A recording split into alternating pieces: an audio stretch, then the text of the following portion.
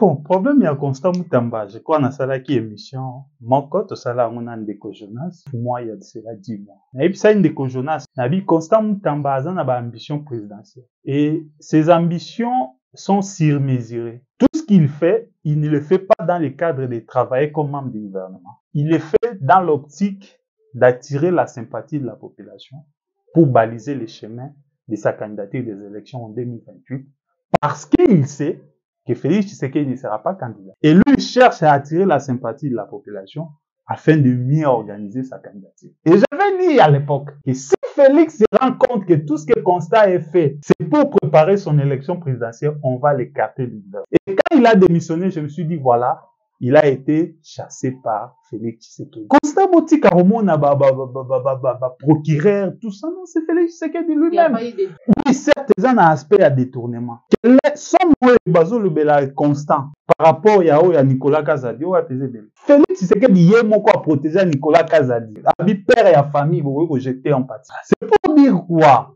Quand Félix t'aime, il te protège jusqu'à la fin. Moi, j'ai appris que la législature passée, quand on voulait déposer une motion, il y a qu'au destituer ministre Kibasa. Le chef de l'État a appelé lui-même le président et le bureau de l'Assemblée nationale. Et le bureau et l'Assemblée nationale, ils ont réuni d'abord les députés dans l'hôtel du fleuve, puisque causerie morale, enveloppe et tambouli, ils ont protégé Kibasa. Quand Félix te veut, il te lâche pas, peu importe ce que les autres peuvent dire, peu importe les enquêtes, peu importe ce que la justice peut faire. Bref, Félix ne voulait pas qu'on puisse arrêter Nicolas Kazadi. Et jusqu'aujourd'hui, Nicolas Kazadi est protégé. Malgré malgré tout ce qu'il a fait, tout ce qu'il a dit, tout ce qu'il a détourné, tout ce qu'il a participé comme na réseau de la mafia pour détourner Mbongo ya Mboka sur les histoires des lampadaires, des forages. Félix l'a protégé jusqu'au bout. Félix ne pouvait pas protéger Constant parce que Constant a des ambitions présidentielles. Parce que Félix n'a que deux possibilités. Trouver un dauphin et laisser le pouvoir, soit chercher à s'éterniser au pouvoir. Or, s'éterniser au pouvoir, il y a aussi des risques. Et il va pas prendre ce genre de risques. D'où il va trouver un dauphin. Mais en façon de faire passer son dauphin, Félix va écarter tous les candidats potentiels. On a commencé avec Matata, condamné, candidat potentiel. Kabila ne peut plus revenir. Même en parlant même, Vital Kamerhe, on cherche maintenant comment l'écarter. Mais donc Félix est maintenant dans la logique pour écarter tous les candidats potentiels pour attirer la dauphin naïe. Espace. Qui fait dauphin aux à la fayoul, à baliser chemin pour la fayoul. Qui dauphin aux à la caméra, à baliser chemin pour la caméra.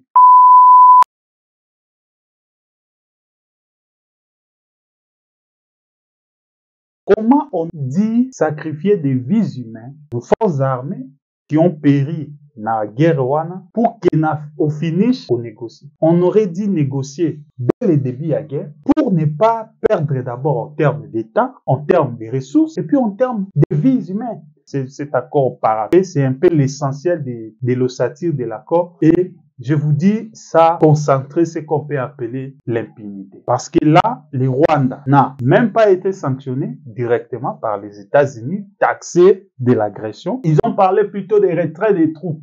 Et puis, ils ont parlé de réintégration conditionnelle des groupes armés non étatiques. Là encore, c'est encore flou. Le M23 vit déjà à Goma pendant plus de 3 mois. Or, on sait que 3 mois, c'est le temps nécessaire pour former peut-être un militaire, un recrue.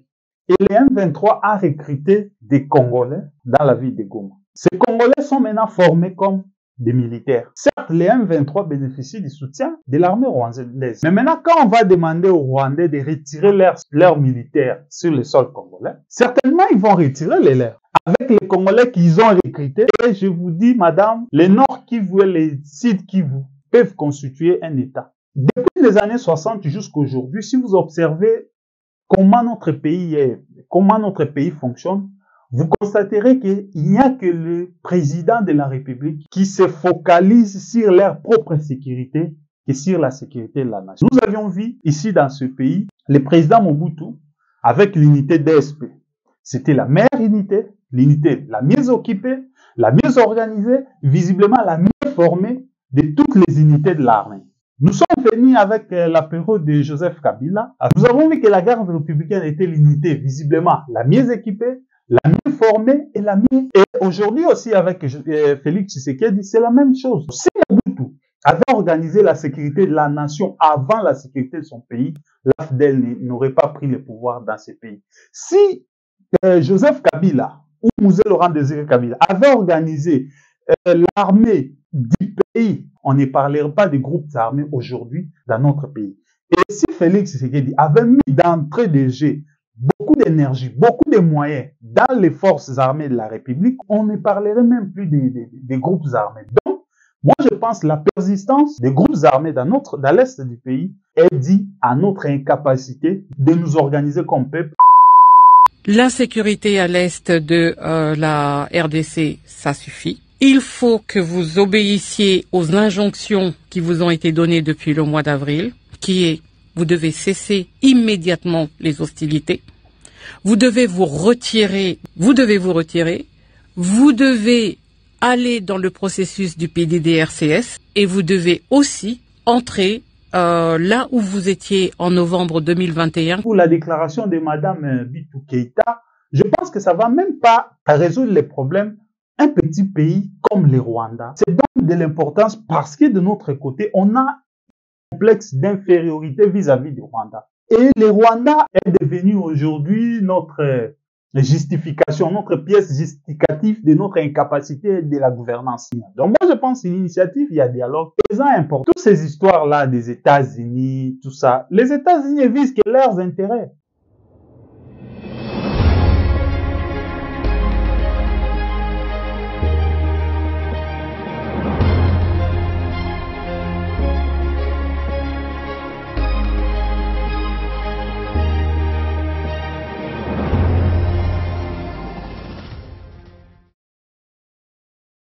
Bon début à week-end dans la route à Bino, bandeko balandi ya Clicker télévision la chaîne de vérité, bandeko balandi émission vérité de tous côtés, mbote la Bino, bifa nyonso zo Bino. Merci la fidélité, surtout la confiance sur vous allez vous renouveler na kati la chaîne de vérité, vous informer dans la vérité, vous allez vous devoir na biso, voilà pourquoi tout la bénédiction ya pour na Bino, bayo bazali na makanisi malamu, ba ko banza malamu, développement, évolution, pe changement ya mboka na biso et université du Congo, na plateau na biso ya émission vérité de tous côtés, to pe ya émission tête à tête ya ndeko Jonas Njadi, to pe ya chrétien ya ndeko Andrea Ndoti, et voilà, mokolo mwa lelo maman Joël Kombe nous allons essayer ya koyamba po na bino mwana mboka Gauthier Bomandeke wazali bongo elenge wazali kobanza changement, développement, sécurité to pe wazali kobanza ete mboka na biso bongo ekende liboso elingo na ye nde tokosola bongo déclaration ya Bintou Keïta wazali bongo patron ya MONUSCO na kati ya mboka na biso azali kosenga na ba IM23 basese l'hostilité pe bakite immédiatement ba territoire bango azali kokipe démission ya ministre ya justice ya na kombo ya Constant Mutamba eske azali bongo livré basusu bako baite azali bongo kobatama na ambassade ya Cuba na kati ya mboka na biso wana nde ezali masoto kosola na kati émission na biso émission ya mokolo mwa lelo émission vérité de tout côté accord de paix oyo ezali bongo paraffé entre République démocratique du Congo na Rwanda sous médiation ya États-Unis tous les changements topé ezali bomisana lengo tomisana komona azali bongo libre penseur analyste mwana mboka Gauthier Bomandeke déjà sur notre plateau où tozali kopesa mbote Maman Joël, mbote na bana nyonso ya Clicker télévision et puis mbote na doaza derrière caméraman na monyo na Jonas et mbote na bao nyonso ba aux opportunités à kolanda biso à travers la poste téléviseur na bango à travers ba téléphone. En tout cas, Mato Domingue na Jonas Njadi na réalisation pe na caméra ndimate donc ouais na sentir boulot colis donc ça va vraiment félicitations et ba coup de chapeau bonne continuation. Voilà.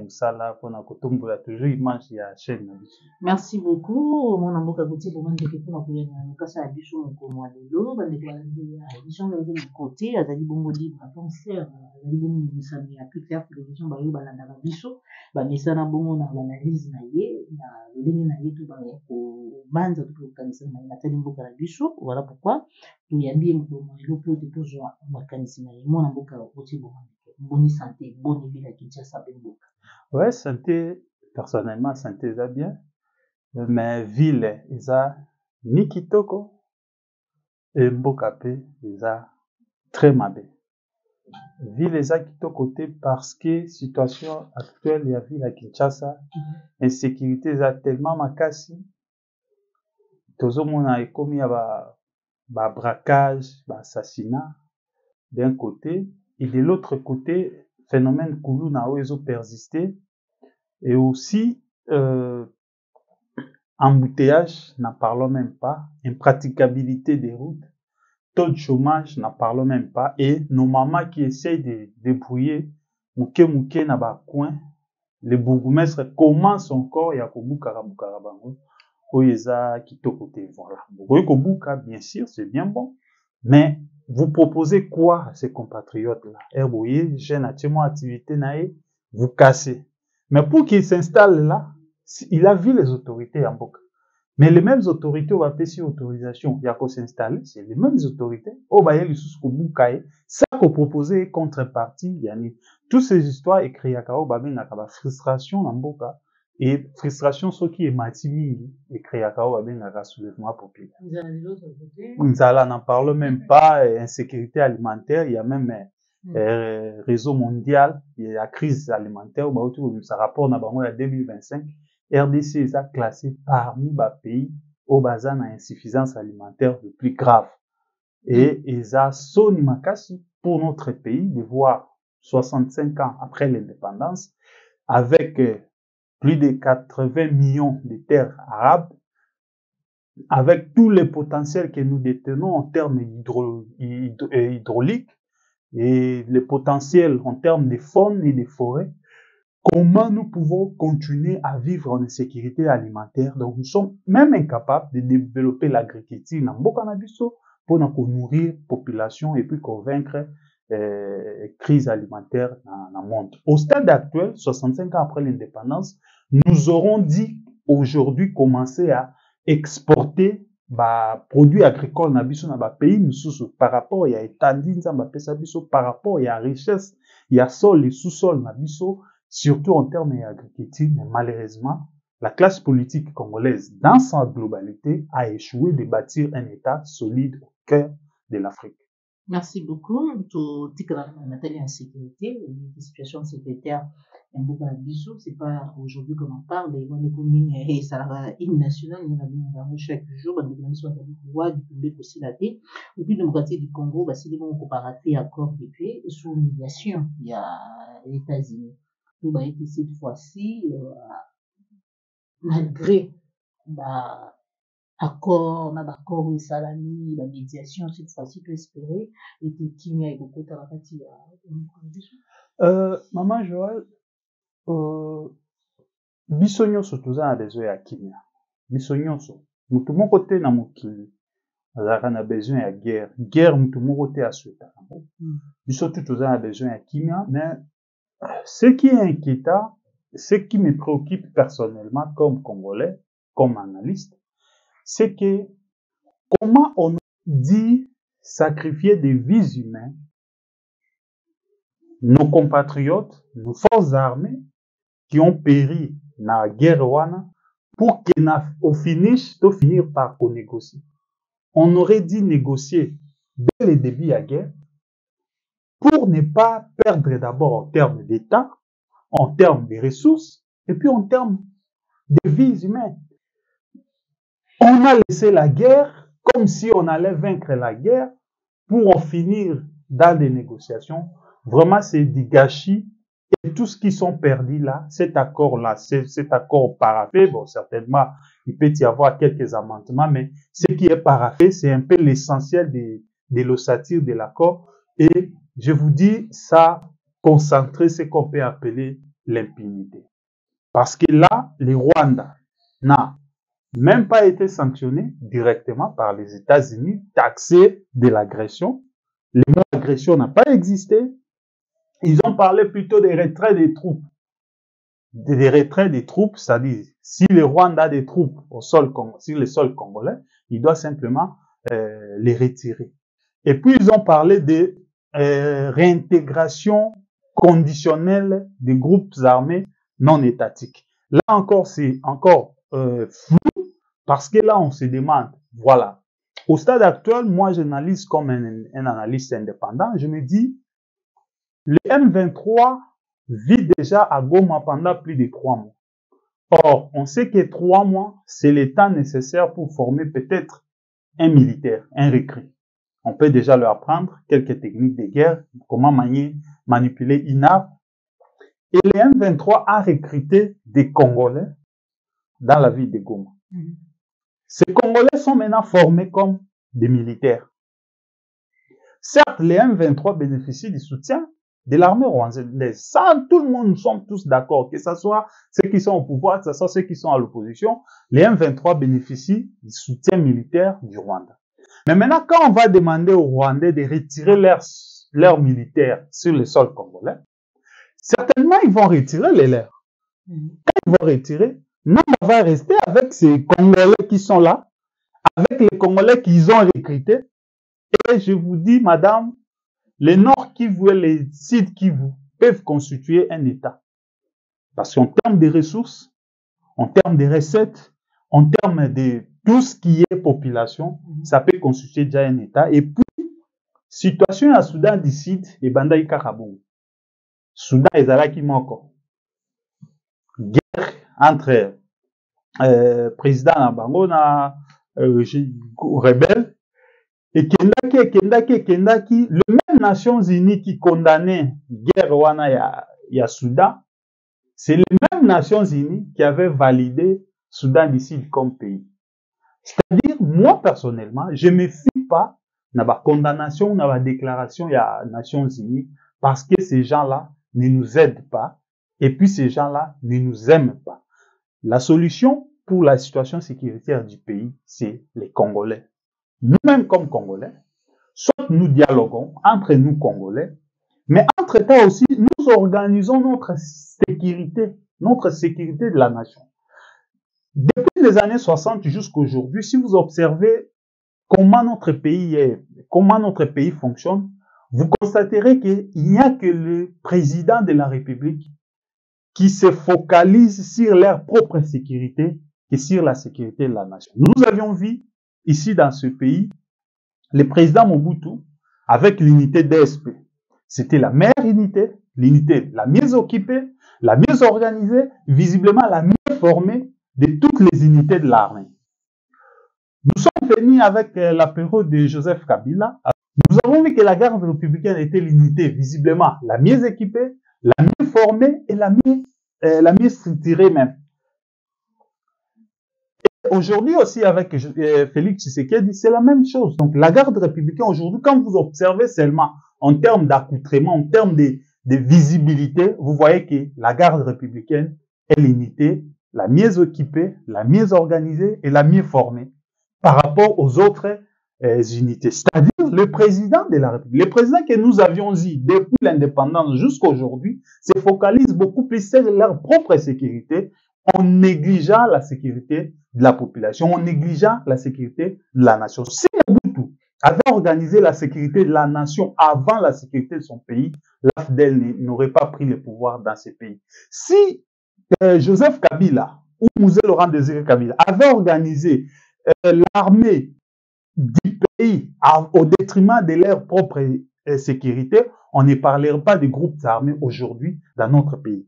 Et si Félix Tshisekedi avait mis d'entrée de jeu beaucoup d'énergie, beaucoup de moyens dans les forces armées de la République, au lieu de focaliser beaucoup d'efforts dans l'unité de sa sécurité, on ne parlerait même plus des groupes armés. Donc, moi, je pense que la persistance des groupes armés dans l'est du pays est due à notre incapacité de nous organiser comme peuple et d'organiser notre armée et nos services de renseignement pour assurer notre sécurité comme nation. Et donc, disons que nini accord ezali au paraffé, accord de paix ezali paraffé sous médiation ya États-Unis et ko mena eloko côté, l'autre côté ya Bintou Keïta, celle-là de la MONUSCO. Ezali kosenga ete bayi M23 va cesser l'hostilité, que va quitter immédiatement ba territoire bango ba occuper, est-ce que ezali na impact?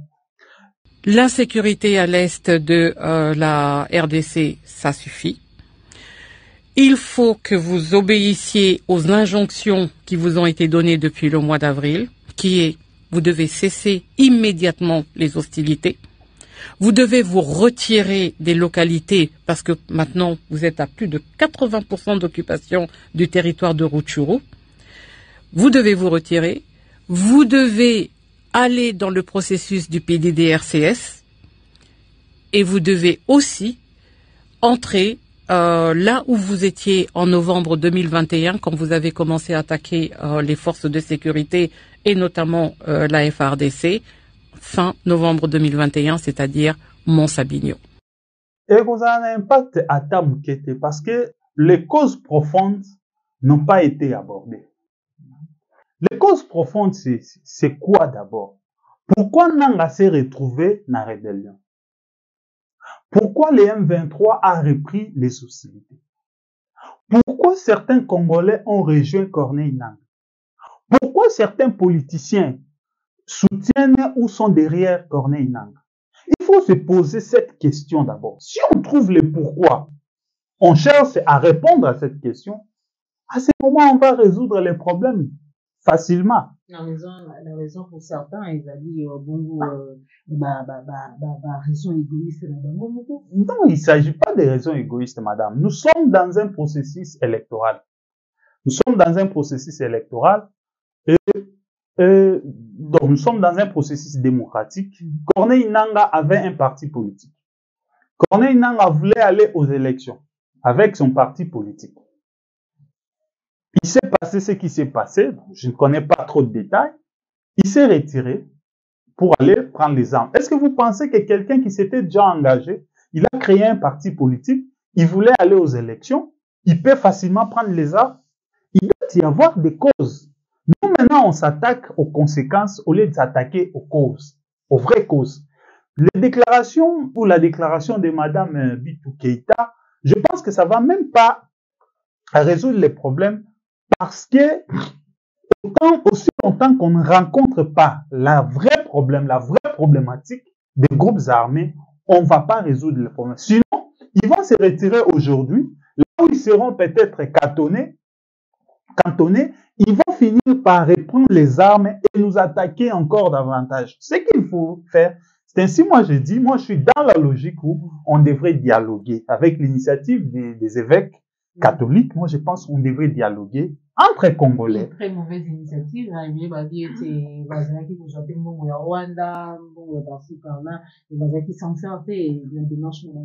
On veut voir les Rwandais partout. On veut voir les Rwandais partout. On fait du Rwanda un grand. Et moi, parfois, je me sens gêné de parler du Rwanda. Un petit pays comme le Rwanda, c'est donc de l'importance parce que de notre côté, on a un complexe d'infériorité vis-à-vis du Rwanda. Et le Rwanda est devenu aujourd'hui notre justification, notre pièce justificative de notre incapacité de la gouvernance. Tout le monde veut parler du Rwanda. Quand on veut vous taxer, quand on veut justifier un échec, il faut qu'on vous taxe du Rwanda. Vous pensez vraiment que l'Église catholique, qui a des milliers d'écoles sur notre territoire, qui a des églises par-ci, par-là, qui a des organisations, des ONG, peut manquer l'argent pour les déplacements de ces évêques? Ça, vraiment, il ne faut pas considérer toutes ces histoires-là que les gens rencontrent et que les gens, notre propre désorganisation ne doit pas être imputée au Rwanda. Les Rwandais ont leurs problèmes. Nous aussi, les Congolais, nous avons notre problème. Si, je venais de dire tout à l'heure, que si nous avions si nous avons réussi dans le passé à organiser notre armée, nos services de sécurité, les Rwandais, à continuer à soutenir, donc moi je pense que l'initiative, il y a dialogue. Et c'est important. Et c'est important pourquoi? Parce que quand nous serons à la table et à dialogue entre les Congolais, les Rwandais n'aura plus les prétextes parce qu'en aucun cas, Maman Joël, je ne sais pas, moi j'ai toujours posé cette question. Est-ce qu'il y a un jour, l'armée rwandaise a traversé les frontières du pays et venu entrer dans notre pays et commencer à tuer les Congolais? Quel jour les Rwandais ont traversé les frontières, arrivés sur notre sol, ils ont commencé à piller nos minéraux. Ils bénéficient toujours, il y a toujours des boucs émissaires, il y a toujours des Congolais qui partent demander le soutien de ces groupes-là, c'est comme ça. Jean-Pierre Bemba l'a fait, on a là Nganda demandé le soutien militaire, les Zaïd Ngoma et les autres l'ont fait pour aller, bon, pas Zaïd Ngoma, les Azarias Roubero et les autres, ils ont fait, on a là demandé les soutiens du Rwanda. Donc, lorsque vos leaders politiques, nos politiciens eux-mêmes partent au Rwanda pour demander les renforts militaires ou l'aide militaire pour venir attaquer notre pays, il faut pas s'attaquer directement au Rwanda. Le problème, c'est les Congolais. Le problème, c'est les Congolais eux-mêmes. Moi, j'ai toujours posé la question, Maman Joël, et je maintiens toujours ma question, qu'on me cite un seul jour où les Rwandais se sont organisés, ils ont pris leur armée, comme l'armée rwandaise, et ils ont traversé notre frontière et venir commettre des massacres et puis retourner chez eux. Jamais. Ils soutiennent toujours des groupes. L'infiltration, oui, nous sommes le monde. Qu'est-ce qui nous empêche aussi d'infiltrer le Rwanda? Qu'est-ce qui nous empêche? Qu'est-ce qui nous empêche? Aujourd'hui, même quand on veut parler de l'infiltration, oui, on a des Américains, on a des ambassades des États-Unis ici, on a des ONG américains ici. Vous pensez que tous ces ONG-là ne travaillent pas pour les renseignements américains? Vous pensez que les Américains n'ont pas des espions en Russie? Vous ne pensez pas que les Chinois ont des espions aux États-Unis? Le monde vit comme ça. Le monde vit comme ça. Et nous ne devons pas regarder là, nous ne devons pas rester là total à Kamou, sans que tu anticiper des choses. Nous aussi, on peut travailler, les groupes des espions, pour nous donner les informations. Erreur même. Ok, il y a communication dans le Canabiso Bassal, ministre de la communication et le président de CESAC. L'erreur qu'ils ont fait, c'est d'interdire aux Congolais de communiquer sur la situation sécuritaire à l'Est. Là, c'était une erreur grave. Pourquoi? Vous ne pouvez pas vaincre l'adversaire si vous ne connaissez pas leur stratégie, leur opération, leur fonctionnement, leur activité. On devrait communiquer toutes ces informations et ça pourrait permettre à nos généraux d'organiser les stratégies pour attaquer les territoires que les rebelles occupent. Mais maintenant, là, quand les généraux n'ont pas l'information sur les activités des rebelles dans les espaces où ils occupent, comment ils peuvent attaquer? Comment vous pouvez attaquer un pays lorsque vous n'avez pas l'information? Comment vous pouvez attaquer un groupe armé lorsque vous n'avez pas les informations sur ces groupes armés? Donc, notre gestion de la communication des crises a failli. Et ça n'a pas aidé la République. Parce que les informations qu'on pouvait avoir sur les activités de tous ces groupes armés, ça pouvait nous permettre d'avoir comment contre-attaquer, comment préparer des stratégies. Vous désinformer ou tantôt vous exposer la stratégie Nabiso et pour nous parce que on n'en parle pas comme chez nous. Voilà, c'est ça aussi le problème. Donc la communication est mal gérée dans cette crise et c'est vraiment regrettable pour notre pays. Espérer ou compter na fin de l'hostilité, tout na fin à guerre, na rencontre de ça, les manœuvres de Gomoro, dans une émission, je pense qu'il est début de paix, ça doit être d'ici, du 5 au 15 juillet, il y aura une rencontre entre Félix Tshisekedi, Toba et Donald Trump, c'est sûr, les accords, il y a des pays où c'est là où tout sera, ici quand on y en sera mise à nu et puis ici quand on y en se pose à la flore. Non, en fait, moi j'ai toujours dit que la véritable paix dans notre pays viendra dans notre organisation. Lorsque nous allons nous organiser comme peuple, comme nation, c'est à ce moment-là qu'on dit. Toutes ces histoires-là des États-Unis, tout ça, les États-Unis visent que leurs intérêts. Ils ne visent pas les intérêts du Congo. Et puis, il semble même, une information que j'ai eue quelque part et que je cache la source de provenance, c'est que au départ, les États-Unis négociaient avec la RDC sur l'accord des minéraux. Et cet accord n'est plus à l'ordre du jour. Pourquoi? Parce que quelqu'un est allé signaler aux Américains que mais ce que la RDC est en train de négocier, il ne contrôle plus. Tous ces minéraux sont sous contrôle du groupe rebelle, du M23. Les Américains disent, oh, mais comment ça? Le gouvernement congolais nous parle des minerais que lui-même n'a pas de contrôle. Non, alors, privilégions d'abord l'accord de paix. Les minéraux, on en parlera après. Donc, on a renvoyé l'accord avec les minéraux, avec la RDC. Maintenant, on veut trouver d'abord la paix. Et maintenant, quand les groupes armés rwandais vont se retirer, l'M23 va rester avec les Congolais qu'ils ont recrutés, qu'ils ont formés, rester à contrôler ces groupes. Et là, maintenant, les Américains ne peuvent pas dire aux groupes congolais de se retirer parce qu'ils sont sur leur sol. Donc, l'État congolais, le gouvernement congolais ne sait pas anticiper même des petites choses. Donc, les histoires des États-Unis, moi, je ne compte pas sur ça. Parce que pour moi, la véritable paix viendra de notre organisation, de notre capacité à nous organiser comme peuple, comme nation, à protéger et à sécuriser notre pays. Vous allez beaucoup d'émission à Bissou, on a beaucoup de petits moments de il y a, je reviens 48 heures presque déjà, où ancien, tout le ministre et la justice, constant, pour déposer démission naïe, pour une séance à la bombe de Boussou et à Bazouz. Commentaire d'ailleurs. Parce que ce bébé est à Kimi, vous allez combattre ma bombe ambassade de Kiba. Quelle est notre version? Bon, problème, il y a Constant Moutamba. Je crois, dans la émission, mon côté, ça là, on a un déco Jonas. Il y a de cela, si pas 9 mois, il y a de cela 10 mois. Et ça qui, par rapport, kaka, ba communiquer à Bandai Kosal. Et puis ça, une déco Jonas, bon, si ma mémoire est bonne. Nabi Constant Moutamba a une ambition présidentielle. Et ses ambitions sont surmesurées. Tout ce qu'il fait, il ne le fait pas dans le cadre de travailler comme membre du gouvernement. Il le fait dans l'optique d'attirer la sympathie de la population pour baliser les chemins de sa candidature des élections en 2028 parce qu'il sait que Félix Tshisekedi ne sera pas candidat.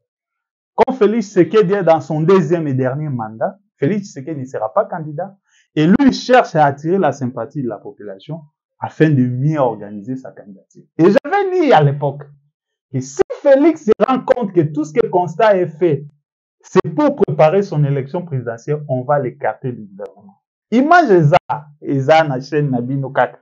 Je crois Eza qui na plateau. Eza ce qui vous lukiango boumona et donc Eza exactement des naloba. Et quand il a démissionné, je me suis dit voilà, il a été chassé par Félix Tshisekedi. Constant Botika Romona procureur, tout ça, non, c'est Félix Tshisekedi lui-même. Maman Joël. Oui, certes, il y a un aspect à détournement. Son mot est basé le bela constant. Par rapport à Nicolas Kazadi, ou à Tezebel. Tout le monde, comment Félix Yemoko a protégé Nicolas Kazadi? Félix Tshisekedi Yemoko a protégé Nicolas Kazadi. Dans l'émission Top Congo, devant Christian Luque. Abi père et la famille, vous voyez que j'étais en partie. Oui, bah, les pas immunité n'a été, n'a parlement par rapport à la demande, il y a pour voilà. C'est pour dire quoi? Quand Félix t'aime, il te protège jusqu'à la fin.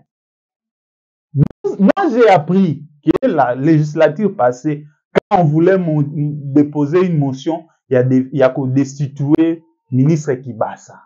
Le chef de l'État a appelé lui-même le président et le bureau de l'Assemblée nationale. Et le bureau et l'Assemblée nationale, ils ont réuni d'abord les députés dans l'hôtel du fleuve, causerie morale, enveloppe et tambouli. Ils ont protégé Kibasa. Quand Félix te veut, il te lâche pas. Peu importe ce que les autres peuvent dire, peu importe les enquêtes, peu importe ce que la justice peut faire. Bref, Félix ne voulait pas qu'on puisse arrêter Nicolas Kazadi. Et jusqu'aujourd'hui, Nicolas Kazadi est protégé.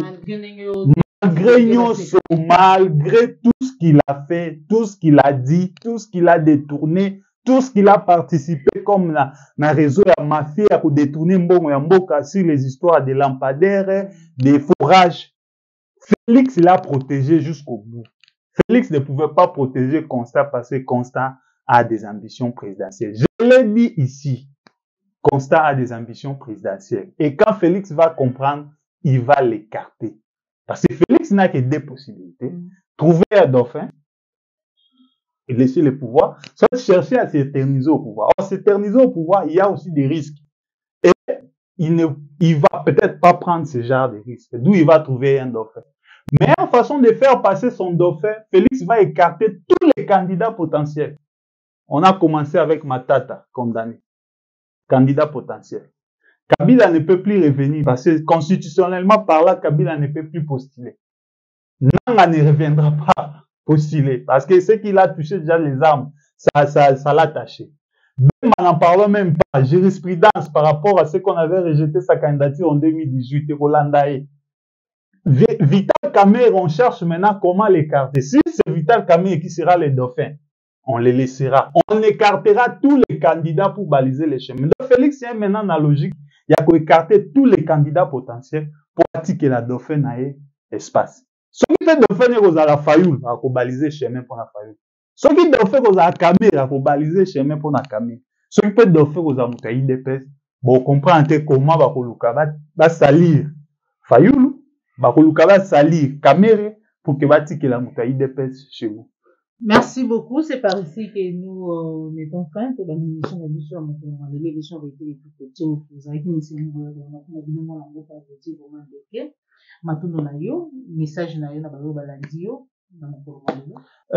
message nanga ezaka espoir. Il y a espoir pour le peuple congolais, il y a espoir pour na bato nyonso o ba esperaka na Congo. Peu importe situation mboka na biso ezo traverser. Mboka na biso e traverser situation te parce que population alingi ezala bongo, non. Ils ont traversé situation parce qu'il y a un groupe de politiciens, une classe politique, oh d'ailleurs baza minoritaire depuis les années 60, tilelo, bazo kamambo kamade, bazo servi kaka ba intérêt na bango le ko servi ba intérêt ya peuple. Mais situation wana eko demeurer éternellement te. Tôt ou tard, eko si la situation wana et mboka na biso eko vivre développement nango et nous souhaiterons toujours que tous à la acteur wana et ngana ko préférer que maman Joël pose à la acteur actrice ya ko mona ndenge mboka na biso ezo eko bongam. Et puis aux non seulement ka actrice mais on participer pe na développement ya mboka na biso. Yango na sengaka toujours na ba jeune. Évitons d'être les fanatiques aveuglés de tous ces politiciens-là qui ont déjà montré leur insuffisance. Félix Tshisekedi a déjà géré le pays. Visiblement, ce n'est pas en 2 ans ou 3 ans qu'il lui reste et qu'il va faire grande chose. Ce qu'il a fait, ça suffit déjà. Celui qui viendra après lui, peut-être, il peut poser des bases. Mais nous, notre génération, aux ans 35, 25, donc de 25 à 35 ans, moins de 40 ans, il y a que dans 20 ans, Congo yondo ko gérer. Maintenant, quand vous continuez à supporter tous ces politiciens-là, Katumbi, Kabila, Tshisekedi, Fayoulou, tous ces gens-là, dans 20 ans, ces gens ne seront plus là. C'est biso catégorie na biso nde kotikala ko régner na mboka. Mboka nini ba kotikela biso? Est-ce que ba kotikela biso Congo o eza na ela ya développement? To ba kotikela biso Congo o eza na régression progressive? Yango il faut tozala toujours exigeant et tozala prêt à défendre mboka na biso. Même na prix à sacrifice suprême pour que lobby na biso, bana na biso, ba vivre bien et mboka na biso etomba. Matondo mimi mwana mboka Gauthier Bomandeke, matondo réunion sur le docteur de biso mkomo lelo, tukutani à très bientôt, toujours c'est plus fort télévision nation de vérité. Au revoir. Au revoir.